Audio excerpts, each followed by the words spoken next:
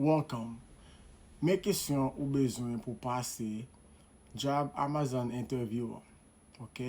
Ou même qui parle dans Amazon interview, ou même qui besoin série de safety questions qui a posé dans Amazon pour capable passer interview, hein, pour capable bien travailler là, eh bien, moi poser question pour vous avec toute réponse pour capable aller dans l'interview hein, et puis pour capable passer interview. OK? Moi là pour me servir communauté haïtienne non. Si vous besoin plus vidéo, si vous avez aimé channel là, moi t'aimerais que vous subscribe et partager vidéo ça avec tout l'autre monde qui a cherché question ça yo pour qu'à joindre travail et aller travail et pour supporter famille. Yo. Première question m'a ba ou après on fin subscribe, m'attend nous. OK. On allait. Première question m'a ba ou c'est what do you do after using the bathroom? Okay? What do you do after using the bathroom? So, yo besoin connaître est-ce que ou lave main ou le ou fin utiliser toilette là. So, dans Amazon, yo gen un pile produit qui produit de manger ou quelconque. So, ou besoin handle produit ça yo avec propreté. So, ou besoin di yo, ou besoin répondre, I wash my hands after using the bathroom. Okay? I wash my hands after using the bathroom. Deuxième question posée, yo ka pose yo, what is the speed limit in the parking lot? What is the speed limit in the parking lot? À qui vitesse ou conduit, ok, le ou nan parking lot là, le ou nan parking là.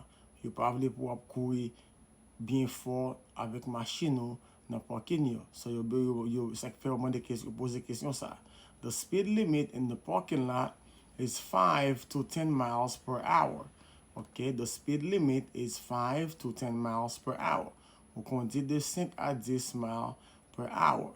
Ou bien là on entrer dans parking lot là, ou ka juste garder à speed limit là, yo mette dans parking lot là. L'autre question you pose comme safety, how do you go up and down the stairs? How do you go up and down the stairs? Yo besoin connaître comment on monte et descendre marche escalier parce que yo pas vle moun ap courir monter, courir descendre dans marche escalier. OK?